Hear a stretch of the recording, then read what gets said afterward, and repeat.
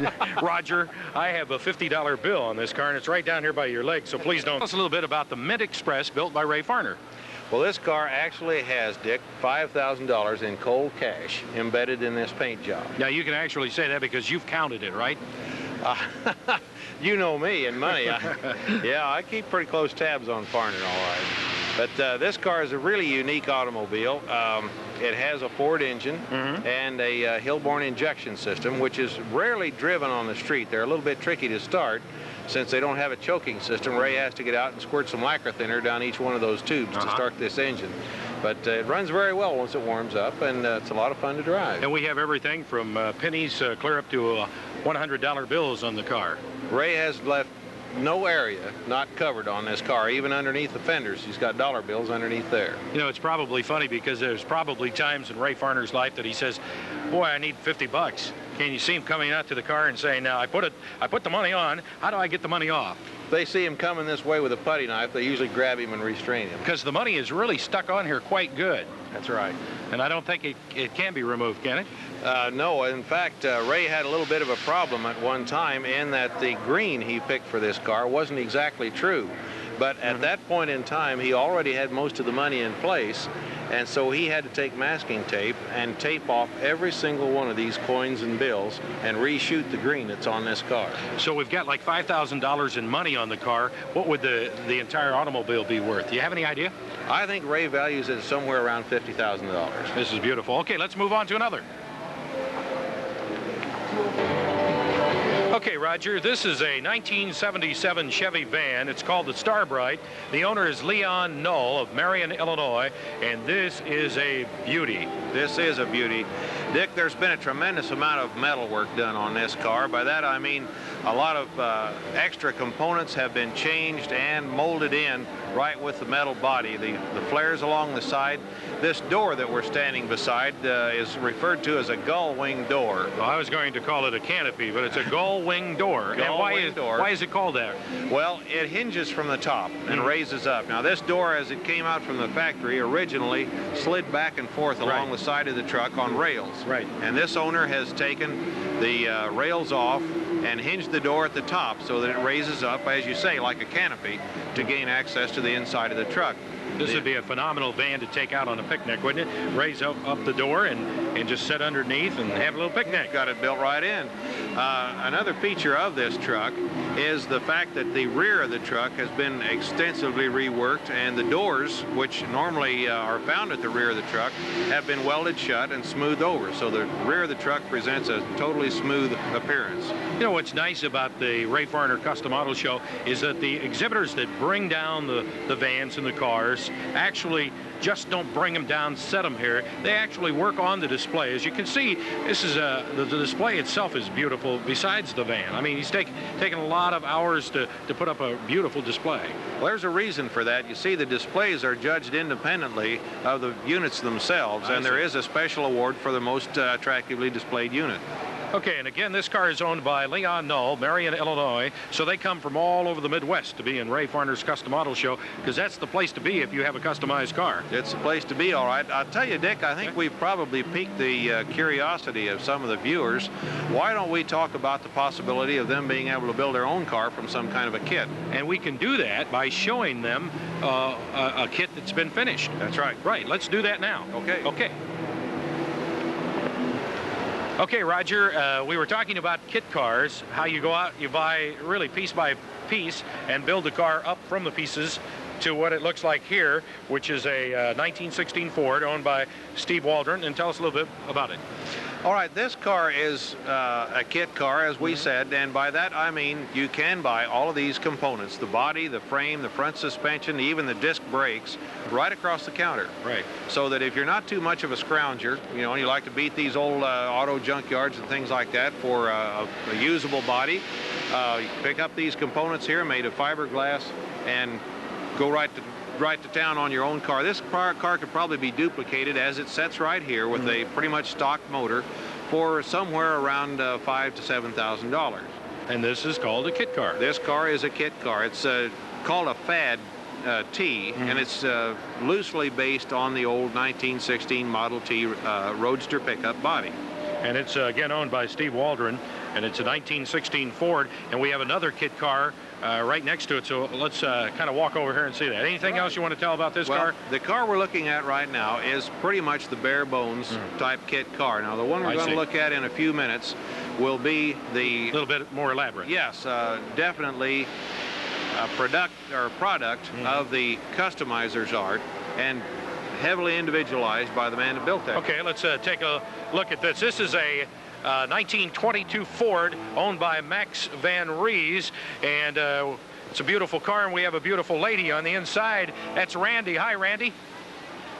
This car is powered by a Chevrolet engine and also has a GMC supercharger up on top. It's a very powerful automobile, but the way in which this car has been set up, Dick, it's very easy to drive in traffic. In fact, this car has been all the way to the Pacific Northwest pulling a small luggage trailer on a summer vacation, and it performed very, very reliably. I've got a great question. Okay, this is a kit car. Right. It's all assembled, it's ready to go, and as you said, it's been clear to the Pacific Northwest. Gas mileage, what would a car like this? The gas mileage was quite phenomenal. It was somewhere in the 16 to 18 mile per gallon range, even with the powerful engine and the supercharger on top, primarily because of the fact that that powerful engine has very little work to do on such a lightweight automobile. Type of gasoline. Do you have to go to a premium gasoline, or do can you stay with like unleaded? What? The compression ratio generated by this supercharger would usually dictate a premium gasoline, yes. Okay, just for our viewers' information, we were discussing the 1916 Ford back here, which you said would run in the area of $5,000 to $6,000. More elaborate here, how much would this run? Estimated. Yeah, even the kit frame on this one, Dick, has been subjected to a great deal of handwork to smooth out the welds and that sort of thing. So there's a lot of handwork in this that would be reflected by probably nearly $20,000 to maybe $25,000 price tag. Okay, now so if you wanted to pay $25,000, you probably get one just like this. But one last thing, the model does not come with the car, right? No, I'm afraid we can't guarantee the young lady. Okay, we're up to about almost $300,000 worth of cars. Let's move on. Right. Okay. Yeah. Okay, Roger, we have with us, this is a mud racer, by the way, and we have the builder. I guess that would be a correct way to say it. This is Dirty Ernie from Blue Springs, Missouri, right, Dirty? That's right. Tell us a little bit about your mud racer here. This car, or what do you call it? You don't call it a car, just a racer, right? Yeah, it's built mostly just for mud racing. It's not your everyday street vehicle. Okay, you said that you were in competition last week with this. Yeah, we run last Sunday at Arrowhead Stadium. We placed a third with the vehicle. It's the first time out for this vehicle. Roger, mud racers, have they been around for a long time, or is this something new? We haven't seen too many mud runs in this part of the country, but what it consists of is a big gooey pit.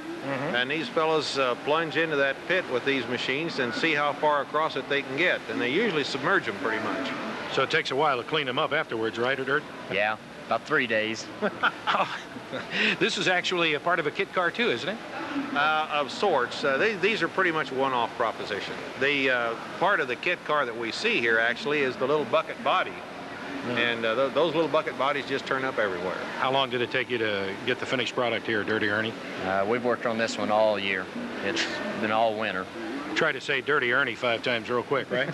Yeah. Okay, can you tell us a little bit more about your cars, maybe about the racer? How much money do you have in it? Or if somebody came up to you today and said, Dirty, I'd like to buy that, you'd say how much? Or they'd say how much, and you'd say? Take 20 grand to buy this one. 20,000. And it took you how long working on it, did you say? You're talking about all season. Got quite a bit wrapped up in the engine, and everything's pretty well homemade. And how many shows do you compete in per year? This is the second show as far as showing the vehicle. The vehicle will run at about 35 to 40 races this season. You'd have a pretty bumpy ride if you just took it out on the street and drove it, right? Makes a good weight reducer going across this concrete floor. Yeah, right. Ernie, does this type of chassis take much tuning for competition? Do you really have to diddle it very much to get it to perform? Yeah, got to have a lot of suspension travel. Our vehicle this year has as much suspension travel as probably any vehicle running. It's got 9 inches of dead stop from the rear to the front.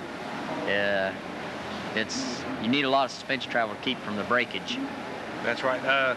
On this particular type of unit now, is there a lot of technique in driving the car in competition? Driver technique? Well, sometimes, and then sometimes not, depending on the pits. I suppose that's right. You kind of have to learn to read those pits, don't you? Yeah. Now, can you play the brakes on these individually like a lot of the four-wheel drive pullers do? No. The brakes on this vehicle the brakes is one of the less necessities. This vehicle here, the only brakes we've got is just on the rear. The mud usually stops you. You don't really have to worry about stopping it, do you? Okay, we're going to chalk up another $20,000 right here, and we're going to move on, and we're up to about $350,000 right now in automobiles here at Ray Farner's Custom Auto Show. So, Roger, let's take off and take a look at another customized car or van. And our thanks to Ernie, too. Right. Thank you, Dirty. Thank you. Okay, Roger, I'm perched up here on what is called the Boot Hill Express, another one of the feature cars of Ray Farner's Custom Auto Show, and he built this car, right? Ray did build this car personally. You might almost say that it's probably the world's oldest hot rod. The real honest-to-goodness horse-drawn coach that this car was originally constructed from was built as a funeral coach in 1859. You get the impression when you're up here that it is almost like a stagecoach. You expect a couple horses out in front, and I have one horse out here in Roger, right? That's right. Okay, what would this run? What would this cost to build? This car, I think Ray has valued at somewhere around $50,000 to $60,000. And it's about 15 years old, right? It's about 15 years old. It's powered by a Chrysler Hemi engine, which has powered a great many of the very successful drag strip cars. Extremely powerful engine. It's got an automatic transmission and really power steering, handles very, very well.